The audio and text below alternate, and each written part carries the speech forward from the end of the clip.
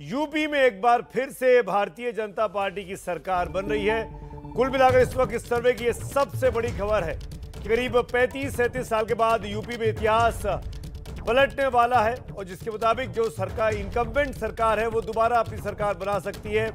BJP को सीटों का नुकसान तो है, लेकिन भारतीय जनता पार्टी की सरकार एक बार फिर यूपी में इस पहले ओपिनियन पोल के मुताबिक हो सकती है। यूपी की सरकार, यूपी में फिर से बीजेपी की सरकार बन सकती है। आज 10 जनवरी है, 10 फरवरी को पहले चरण का मतदान होना है और बीजेपी को हराने वालों के लिए अब सिर्फ 30 दिन बाकी है। ये सारी मेहनत अब इस 30 दिन के अंदर बीजेपी के विरोधियों को करनी होगी। आपको आंकड़े दिखा देते हैं इस बड़ी स्क्रीन पे चलकर कि क्या कहते हैं ये आंकड़े। ये बहुत जरूरी हो जाते हैं आपको समझने के लिए। तो अब तक देखिए, नवंबर के महीने में जब ये पोल शुरू किया था, हम ये पोल लगातार आपको दिखा रहे हैं, बीजेपी प्लस 213 से 221 था। दिसंबर में बढ़ जाता है, 212 से 224 चला जाता है, फिर अब 223 से 235। यानी बीजेपी ने इन 2 महीनों में, नवंबर से जनवरी के बीच में, अपनी सिचुएशन को, अपनी पोजीशन को मजबूत किया है, कंसोलिडेट किया है। समाजवादी पार्टी गठबंधन जो 152 से 160 सीटों तक पहुंच गया था नवंबर के महीने में, वो उसी के आसपास लगभग झूल रहा है। आते आते आज के महीने में, जनवरी के महीने में, नवंबर के मुकाबले नुकसान में समाजवादी पार्टी दिखाई देती है। 5 से 10 सीटों का नुकसान मोटा मोटी। बहुजन समाज पार्टी 16 से 20 के आंकड़े पर थी, उसके बाद थोड़ी सी उसमें बढ़त आती है, लेकिन फिर अब घट चुकी है। बहुजन समाज पार्टी की नेता मायावती का कैंपेन ना करना उनके अगेंस्ट में जाता हुआ कम से कम ओपिनियन पोल में दिखाई देता है। कांग्रेस 6 से 10 थी नवंबर में, फिर 2 से 10 के बीच यह आंकड़ा गया, अब वो 3 से 7 के बीच आ चुकी है। यानी कांग्रेस लगभग वही है जहां पर थी आज से करीब 3 महीने पहले। अन्य के खाते में 206 सीटें, 2 से 6 सीटें और 4 से 8 सीटें। ये महत्वपूर्ण हो जाता है। कुल मिलाकर ये समझ सकते हैं आप कि भारतीय जनता पार्टी ने इतने सब के बावजूद भी ज्यादा नुकसान नहीं झेला है। मेरे साथ तमाम खास मेहमान बने हुए हैं।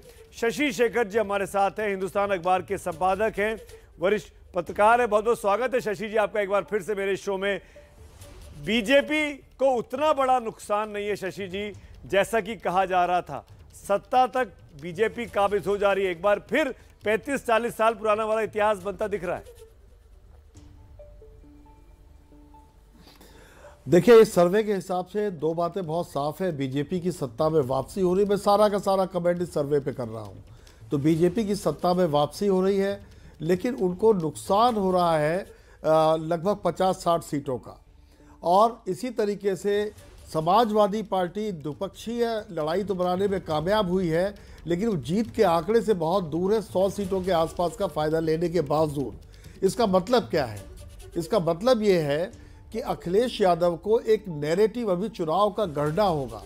जो मुद्दे बन गए थे, चाहे वो किसानों का मुद्दा रहा हो, चाहे वो लखीमपुर खीरी का मुद्दा रहा हो, चाहे वो कोविड का मुद्दा रहा हो, या बेरोजगारी या महंगाई का मुद्दा रहा हो, इन मुद्दों की ही सिर्फ बात करके काम नहीं चलेगा।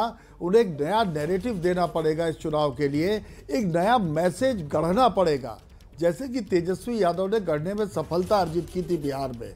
तो क्या इनके आस्तीन में कोई पत्ता बचा हुआ है अखिलेश के? अगर वो बचा हुआ है तो हो सकता है कि इस 1 महीने में वो सुधार करे। पर इस चीज को बताइए शशि जी, आप जो नया नैरेटिव गढ़ने की बात कर रहे हैं, तो नया नैरेटिव क्या भावनात्मक होना चाहिए या विकासात्मक होना चाहिए? क्योंकि आपको याद होगा उन्होंने बिजली को फ्री करने की बात कर दी है। इस तरह की कोई और चीजों की अनाउंसमेंट क्या आप एक्सपेक्ट कर रहे हैं? देखिए, मैं भावना, जो विकास है वो भावना है, क्योंकि भावना और विकास दोनों में कोई बहुत फर्क नहीं होता। अगर आज आप काशी विश्वनाथ कॉरिडोर को भी देखिए तो वो भी विकास का प्रतीक है। वो इवोल्यूशन प्रूव करता है एक तरीके से। इसलिए उनको एक नैरेटिव जरूर ऐसा देना पड़ेगा जो नौजवानों को सीधे प्रभावित करता हो। और 25% के करीब ऐसा वोटर है जो कि फेंस सिटर है यूपी में, जो कि एन समय पर तय करता है। वो 25% वोटर उनसे प्रभावित हो सके, और अब उनके पास सिर्फ इसके लिए 25 दिन बचे हुए हैं। तो ये देखना बहुत दिलचस्प होगा कि वो ये कर पाते हैं, और अगर नहीं कर पाते तो 3 महीने का आपका सर्वे ये साबित करता है कि बीजेपी ने अपनी स्थिति मजबूत की है। मुझे तब आश्चर्य नहीं होगा कि अगर बीजेपी कुछ और स्थिति मजबूत कर ले। और अभी तो ई रैलीज होने वाली है, कैंपेन पे एक तरह की हल्की सी बंदिश है।